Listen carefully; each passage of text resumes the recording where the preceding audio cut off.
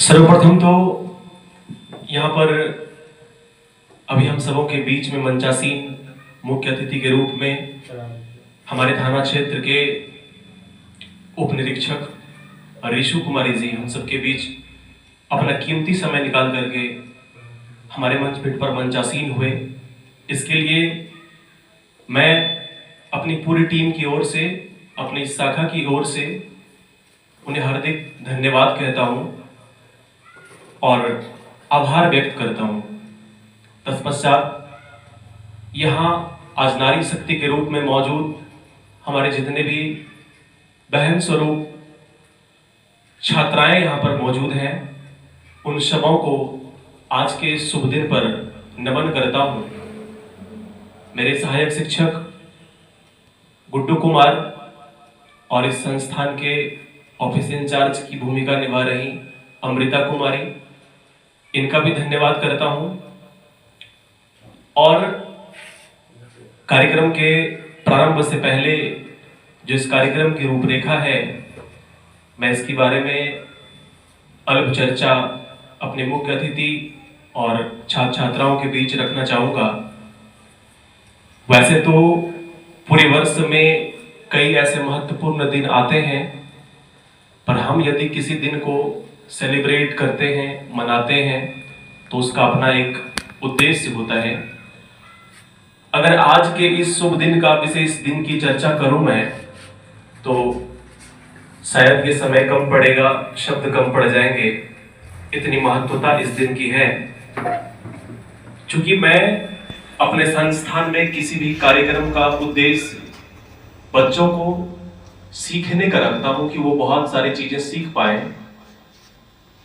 मैं अतिथि को बताना चाहूंगा कि जो हमारा ये क्षेत्र है, यहाँ पर इन सब चीजों को लेकर के जो अवेयरनेस होता है, जागरूकता होती है, वो काफी हद तक कम है। पर मैं एक छोटा सा प्रयास कर रहा हूं अपने संस्थान की ओर से कि एक दिन ऐसा आए कि ये जो नारी शक्ति के सम्मान के लिए हम लोग एक दिन ऐसा ओकेजन के रूप में हम लोग सेलिब्रेट कर रहे हैं। ये ओकेजन मेरे संस्थान के कार्यक्रम के वजह से, कुछ व्यक्ति के मानसिक परिवर्तन के कारण से समाज में ये ओकेजन प्रतिदिन देखने को मिले। आज मुझे सुषमा स्वराज जी की एक वाक्य याद आती है इस दिन पर, कि जब वो किसी अच्छे मंच से निकल रहे थे और इसी अंतरराष्ट्रीय महिला दिवस के रूप में जब वो अपनी अतिथि को सबों के बीच रखने जा रही थी, तो उनसे किसी ने कहा था कि लेट मी ग्रीट टुडे। उन्होंने उसके रिप्लाई में बड़ी अच्छी बात कही, बहुत ही सुंदर लाइन उन्होंने रिप्लाई में कही थी। उन्होंने कहा कि you greet me 364 days, you beat me.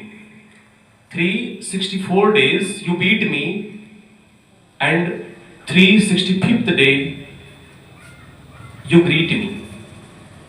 कि 364 दिन पूरे वर्ष में तुम मुझे गालियां दो और एक दिन तुम मुझे ग्रीट करो, वो भी नारी सशक्तिकरण के रूप में, नारी के सम्मान के रूप में।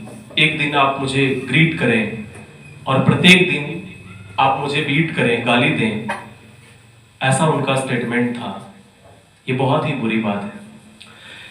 मैं एक कार्यक्रम में मौजूद था, मैं ऑर्गेनाइजर का नाम तो चर्चित नहीं कर सकता हूं, पर उस कार्यक्रम का जो शीर्षक था कि अंतरराष्ट्रीय महिला दिवस के पूर्व संध्या पर वो रखी गई थी कार्यक्रम। मैंने देखा कि उस कार्यक्रम में जो मंचासीन अतिथि हैं, वो सभी अतिथि पुरुष वर्ग के हैं और हम सेलिब्रेट कर रहे हैं इंटरनेशनल वुमेन्स डे। ये इंटरनेशनल वुमेन्स डे, अंतरराष्ट्रीय महिला दिवस, वास्तव में उस दिन साकार होगा जिस दिन महिलाओं की संख्या इस दीप प्रज्वलन के उस पार नहीं इस पार होगी। आज हमें महिला अतिथि को ढूंढना पड़ता है, ये हमारे समाज का दुर्भाग्य है। हम उस देश से नाता रखते हैं जहां पर कि कल्पना चावला जैसी लोग रही हैं। मैं अतिथि को बताना चाहूंगा कि मैं अपना शर्मिंदगी से झुका हुआ महसूस करता हूं, हृदय को दर्द से भरा हुआ महसूस करता हूं जब मेरी दृष्टिपात इस समाज की ओर होती है और वहां से हमें एक असंतुलित चित्र देखने को मिलता है, असंतुलित चित्रण देखने को मिलता है। और ये असंतुलित चित्र है कि एक ओर हमारा ये समाज हमें दिखाती है कि एक महिला जो हमारे देश के सर्वोत्तम पद पर प्रथम नागरिक के रूप में सुशोभित होती हैं, राष्ट्रपति के रूप में। एक और ये समाज हमें दिखाता है कि हमारे यहां वर्षों तक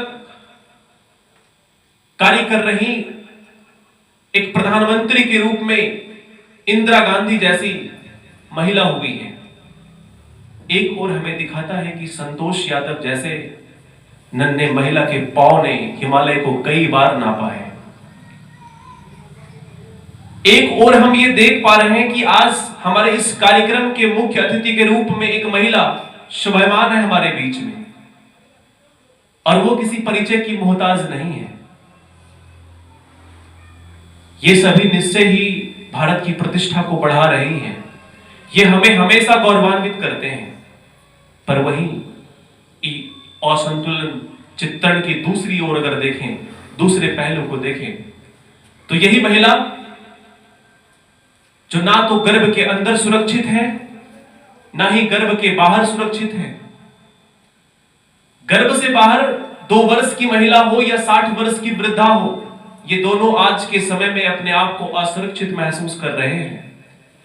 मैं अपने सिर को शर्म से झुका हुआ तब महसूस करता हूं जब हमारे ही समुदाय के कोई व्यक्ति ऐसे ही मंच पर आकर के इस बात की दावा करते हैं कि नारी का शोषण हो रहा है, हमें आना चाहिए आगे, हमें सक्रिय होना चाहिए, नारी को जागरूक होना चाहिए।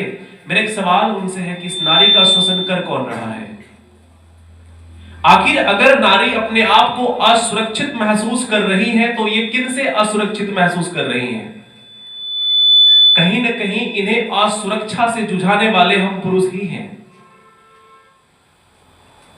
एक वक्ता ने कहा था कि अंतर्राष्ट्रीय महिला दिवस के रूप में अधिक से अधिक महिलाएं उपस्थित हो तो ज्यादा बेहतर है।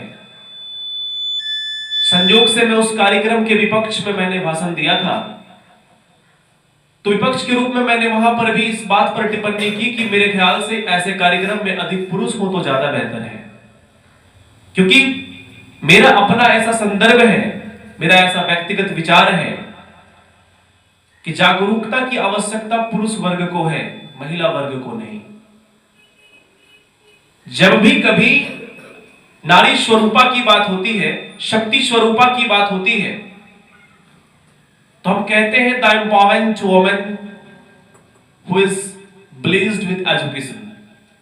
अगर हम शक्तिशाली महिला की बात करेंगे तो हम एक शिक्षित महिला का उदाहरण देते हैं जो पढ़ी लिखी हो, हाईली क्वालिफाइड हो। पर मुझे स्मृति ईरानी की एक वाकया याद आती है, जब हमें इन साधारण ग्रामीण महिला का उदाहरण देना पड़े तो उनके जीवन की एक वाकया पंजाब की एक महिला है। एक बार स्मृति ईरानी ने उनसे पूछी कि आप बताइए कि मंच पर अगर मैं आपका परिचय करवाऊं तो क्या करवाऊं, आपके परिचय में मैं क्या कहूं? वो महिला कहती है कि मेरे परिचय में कुछ कहिए अथवा ना कहिए, एक बात अवश्य कहिएगा कि ये वो महिला है जो अपनी बेटी को, अपनी बच्ची को मारने का प्रयत्न की थी, हत्या करने का प्रयत्न की थी, पर विफल रही। स्मृति ईरानी जी मुस्कुराई, उनके चेहरे का तेज तो किसी के परिचय का मोहताज नहीं है, और उन्होंने कहा कि इतनी क्रूरता से किसी का परिचय देना, कैसे आप कह रही हैं कि आप एक महिला हैं और आपके बारे में मैं मंच पर यह परिचय दिलाऊं कि आप वो महिला हैं जिन्होंने कि अपनी पुत्री को मारने का, हत्या करने का प्रयास किया है। तो जब ये बात हुई कि उनका ये परिचय देना है, बीच वाले वहां पर जगह देंगे और चेयर वहां से ला लेंगे, आगे आ जाएंगे, आगे आ जाओ खुशी, और मैम को बैठाइए वहां पीछे चेयर पे।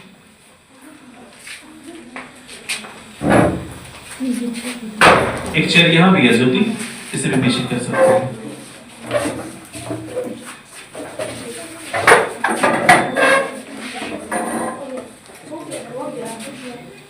बैठ जाइए, बैठ जाओ। तो प्लीज कीप क्वाइट। जब स्मृति ईरानी ने कहा कि ऐसे महिला का परिचय हमें मंच पर कराना है जो अपना परिचय में, प्रारंभिक परिचय में ये कह रही हैं कि मैं वो महिला हूं जिन्होंने की अपनी पुत्री को मारने का अथक प्रयास किया और विफल रही, तो उन्होंने कहा कि बताइए इसके पीछे का राज। तो फिर उस महिला के बारे में, एक्चुअल में उस महिला के साथ क्या हुआ था वो बताती हैं कि हाँ, मैं इसलिए कहता हूं ये परिचय देने के लिए, उसके पीछे का जो वाक्य है समझने का प्रयास कीजिएगा। उन्होंने कहा कि नवंबर दिसंबर के ठंड के समय में मैंने अपने तीसरी पुत्री को जन्म दिया। ये महिला पंजाब की है और ये घटना आज से लगभग 16 वर्ष पूर्व की है। उन्होंने कहा कि मैंने अपनी पुत्री को जन्म दिया और समय था नवंबर और दिसंबर का महीना, जाड़े का महीना, ठंड की कड़क थी उस वक्त, और उन्होंने तीसरी पुत्री को जन्म दिया था।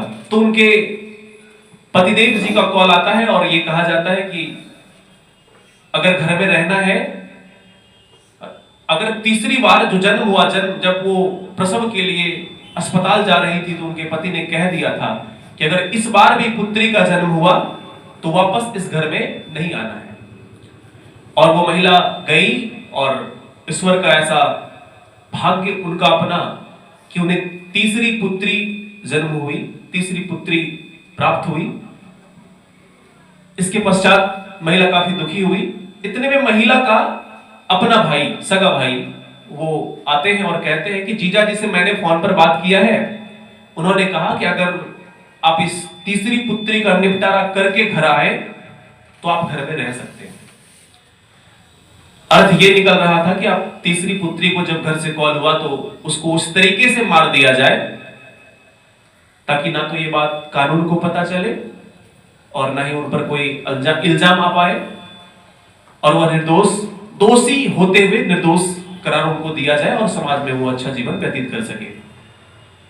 महिला ने इस बात को मान ली और महिला ने अपनी पुत्री को मारने का प्रयास भी किया।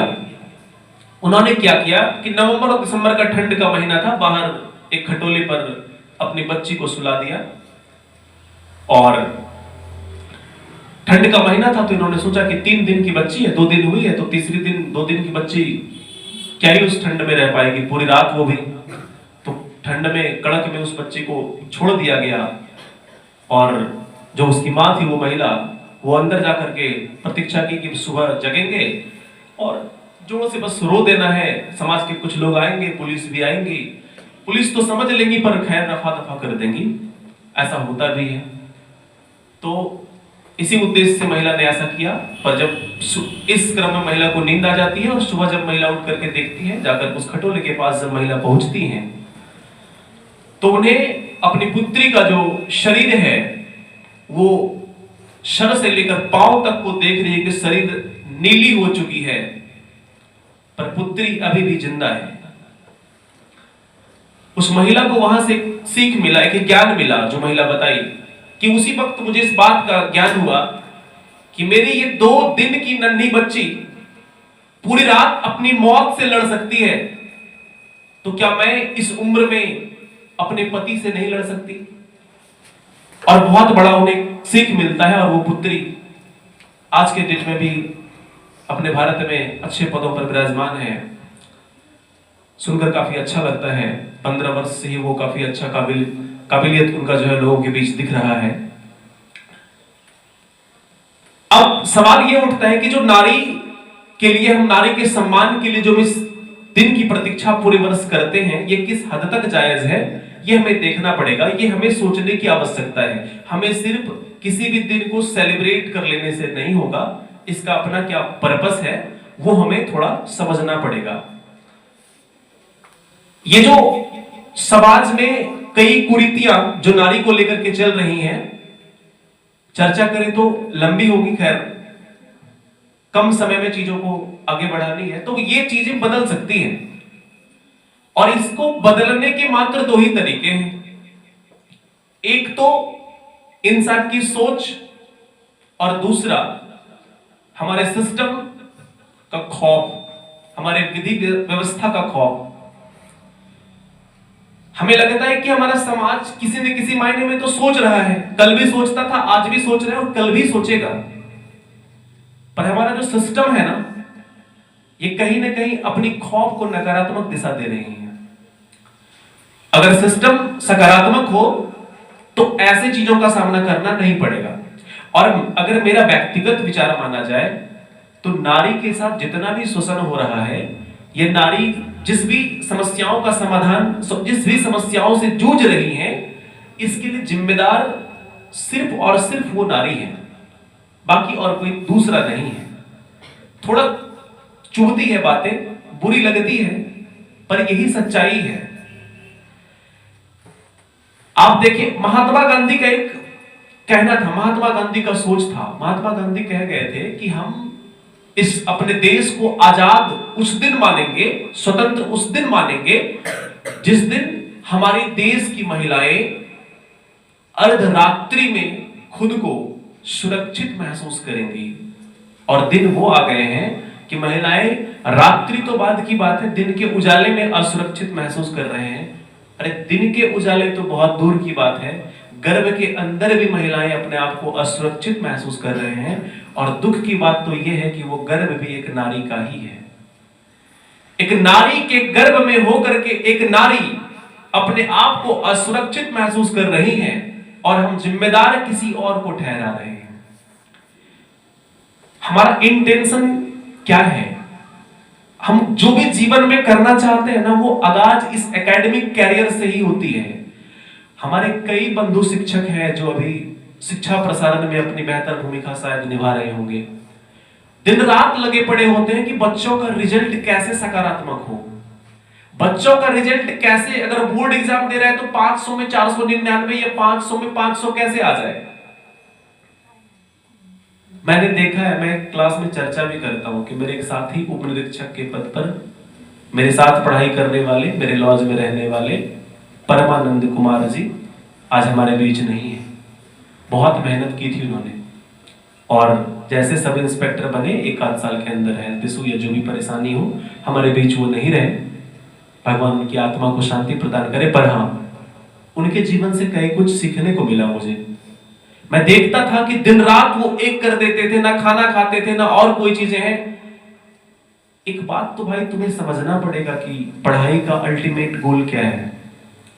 अल्टीमेट गोल पढ़ाई का क्या है? आज हमारे बीच जो अतिथि के रूप में मंचासीन है, एक महिला अतिथि के रूप में इस पद पर, एक अधिकारी के पद पर, कई लोग पदाधिकारी के पद पर जाते हैं, कई लोग नेता बने हुए हैं अपने देश में।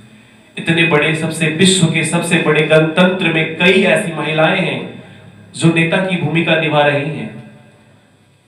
आप सोचो कि इनका अल्टीमेट गोल क्या था। ये भी अपने जीवन में काफी संघर्ष करने के बाद ही यहां तक पहुंची हैं।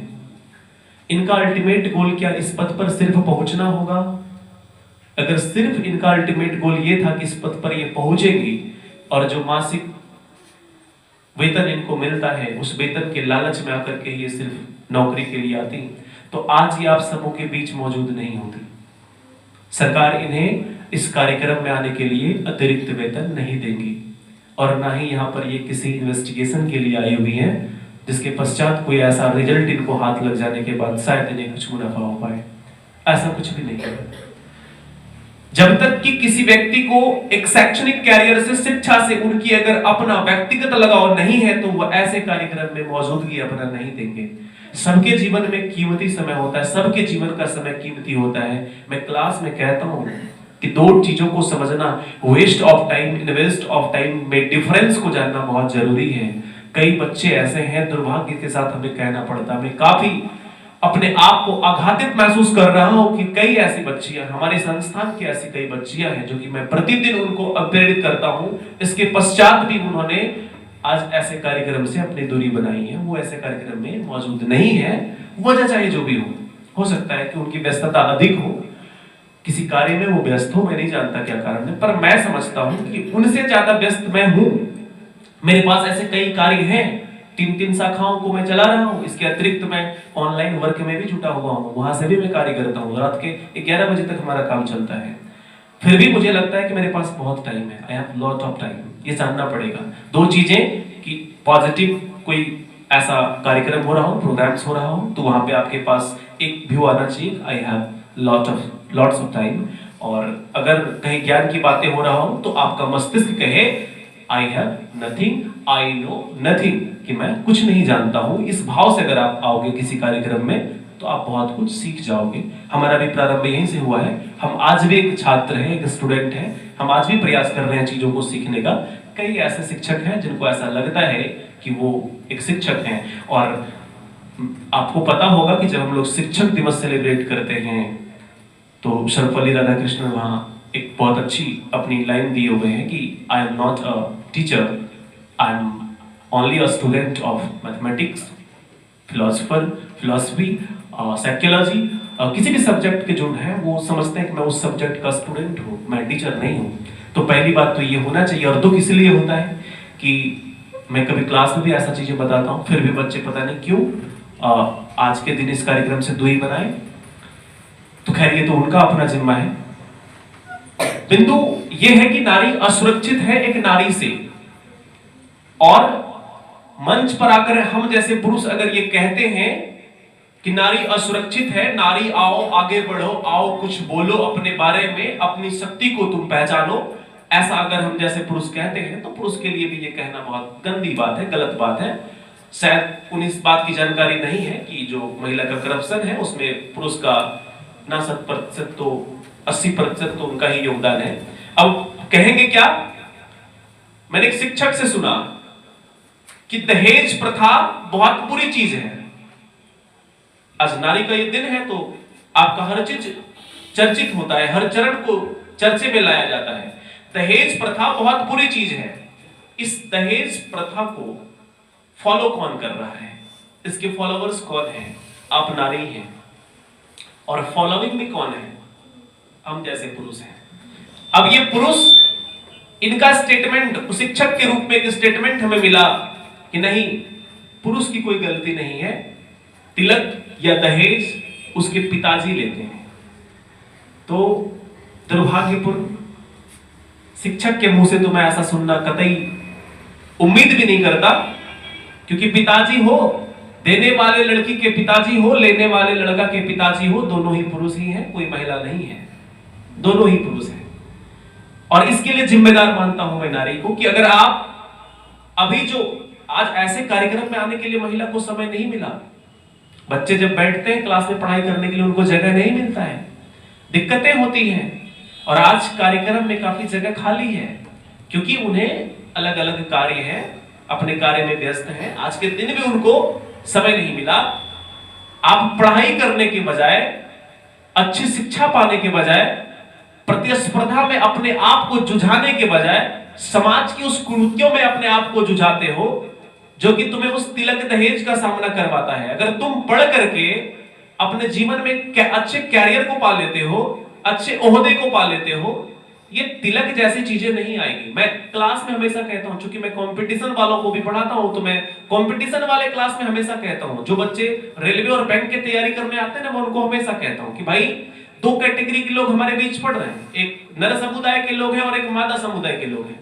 मैं कहता हूं कि नर समुदाय का लोग इसलिए पढ़ रहा है कि उसे 20 लाख रुपया मिल जाए, तो मादा समुदाय के लोग को मैं मानता हूं कि इसलिए पढ़ना चाहिए कि उनका 20 लाख बच जाए। अगर आप ऐसा नहीं कर सकते, दोनों तो आपके हाथ में है।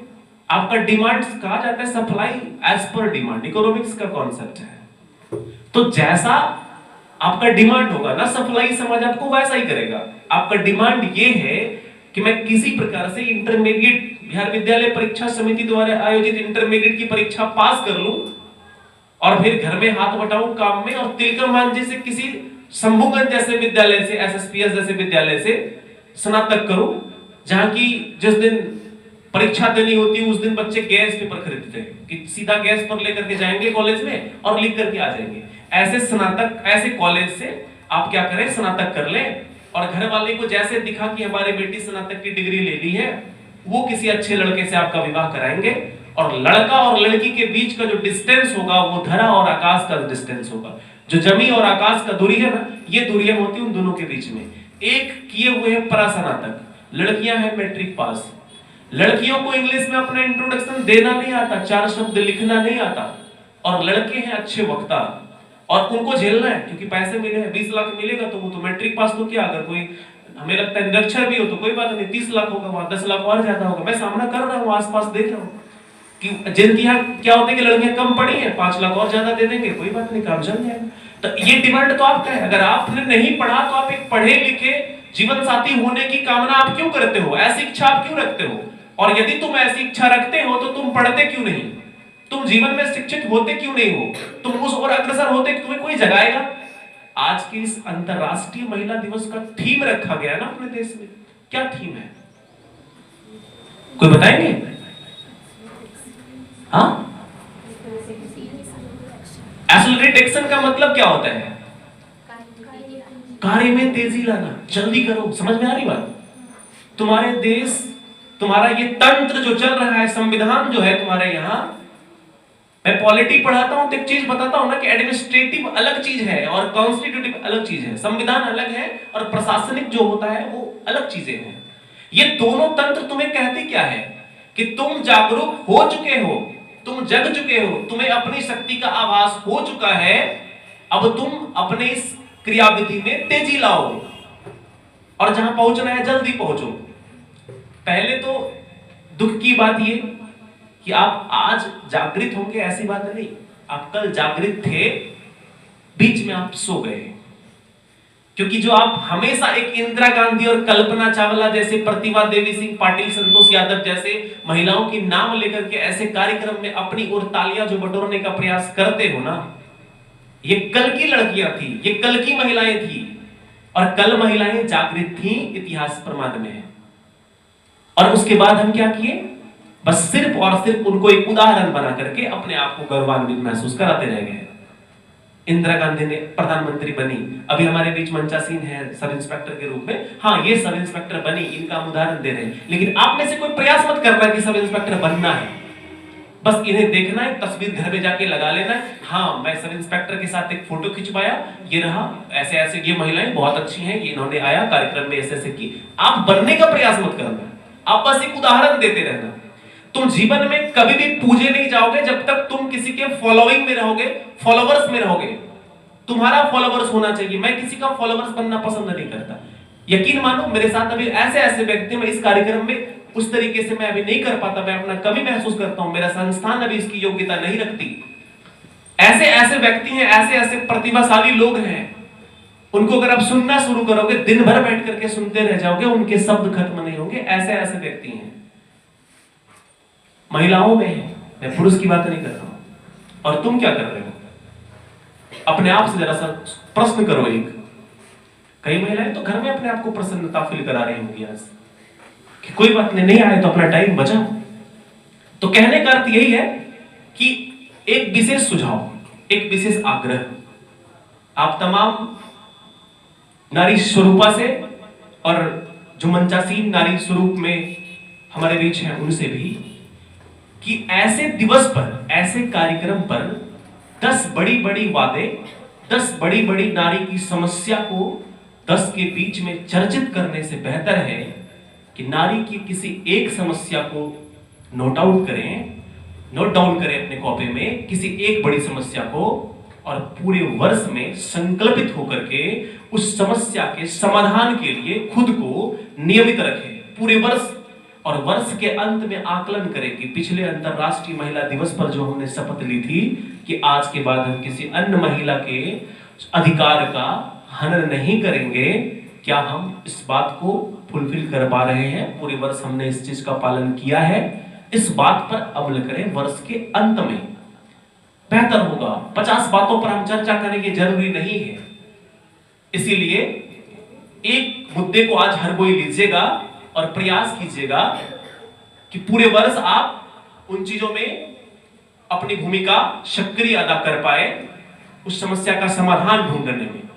और मैं इस कार्यक्रम के अंत में, चूंकि प्रारंभ में मैं ज्यादा समय नहीं लूंगा, अभी हमारे अतिथिगण और बच्चे का जो प्रदर्शन है वो भी होना शेष है।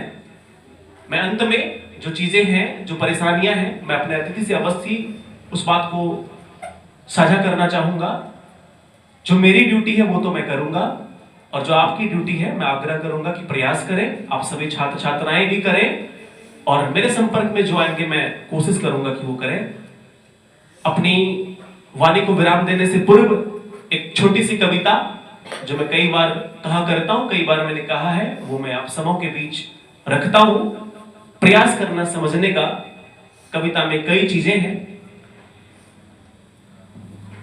आज सब कुछ सरेआम लिखता हूं, आज सब कुछ सरेआम लिखता हूं, दिल की बातें तमाम लिखता हूं, अपनी कलम से उधेड़ भावों की लकीरें, शब्दों में तेरा एहतराम लिखता हूं, शब्दों में तेरा एहतराम लिखता हूं। तुझसे हूं मैं, मेरी जात मेरा वजूद, अपनी हर खुशी तेरे नाम लिखता हूं, मां बहन पत्नी के रूप में इज्जत है तू, तेरे त्याग को दिल से सलाम लिखता हूं, तेरे त्याग को दिल से सलाम लिखता हूं। रोकता हूं, टोकता हूं, लड़ता हूं तुमसे, भाई हूं मैं, फिक्र है मुझे तेरी, प्यार है तुझसे, मानता हूं आजादी पर हक है तेरा बहन, तेरी सुरक्षा का मैं आयाम लिखता हूं, तेरी सुरक्षा का मैं आयाम लिखता हूं। तेरे शक सवालों में छुपा प्यार समझता हूं, आधा अंग है मेरा, तुझे मैं दिल में रखता हूं, जिम्मेदारियों के बोझ से थक जाता हूं यार, अपने पसीने से तेरे हर अरमान लिखता हूं, अपने पसीने से तेरे हर अरमान लिखता हूं। नारी है तू सृजन करता है, सृष्टि का आधार है, नारी है तू सृजन करता है, सृष्टि का आधार है, कोख से सुहाग तक होता क्यों अत्याचार है, क्यों चीरहरण अग्नि परीक्षा से नारी शोषित हुई, नारी वेदना का आज मैं कटु बयान लिखता हूं, नारी वेदना का आज मैं कटु बयान लिखता हूं। भेदती है बुरी नजरें तेरे अस्मत की चौकट, भेदती है बुरी नजरें तेरे अस्मत की चौकट, अपनी मर्दानगी पर होता हूं मैं भी शर्मिंदा, काटती है पंख तुम्हारे समाजों की बंदिशें, मैं चाहता हूं उड़े तू भी बनकर आजाद परिंदा, मैं चाहता हूं उड़े तू भी बनकर आजाद परिंदा।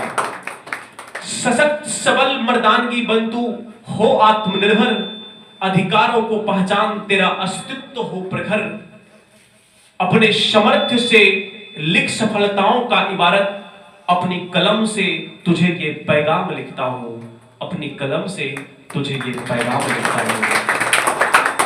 हां मर्द हूं मैं, इज्जत करता हूं तेरी त्याग तपस्या का, हां मर्द हूं मैं, इज्जत करता हूं तेरी त्याग तपस्या का, लज्जित हूं आज तक ढूंढ ना पाया कोई मर्म समस्या का, करता हूं आवाहन, करता हूं आवाहन, साथ हूं आओ हुंकार भरो, करता हूं आवाहन, साथ हूं आओ हुंकार भरो, चुप्पी तोड़ आवाज उठा, मैं तेरा मुकाम लिखता हूं, मैं तेरा मुकाम लिखता हूं। ए नारी स्वरूपा मैं तुझे सलाम करता हूं, मैं तुझे सलाम करता हूं।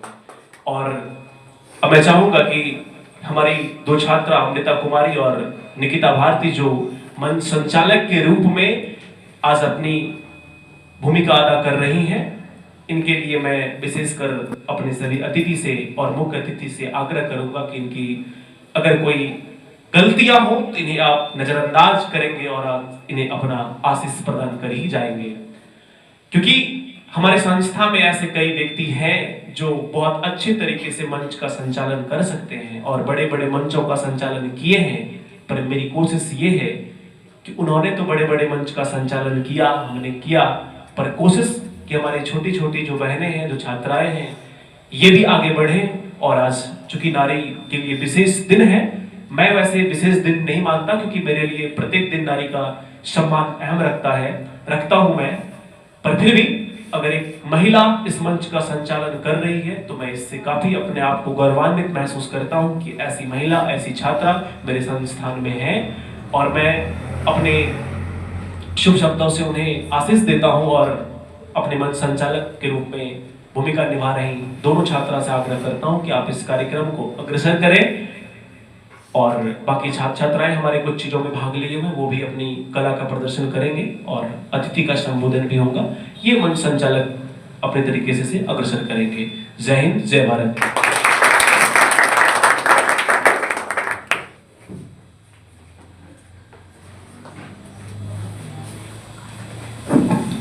बहुत बहुत धन्यवाद सर आपका। सर ने अपने विचारों को इतनी अच्छी तरीके से रखा और समाज की रियलिटी को हम सबके सामने रखा और कविता के माध्यम से भी हमें जागृत किया। तो सर के लिए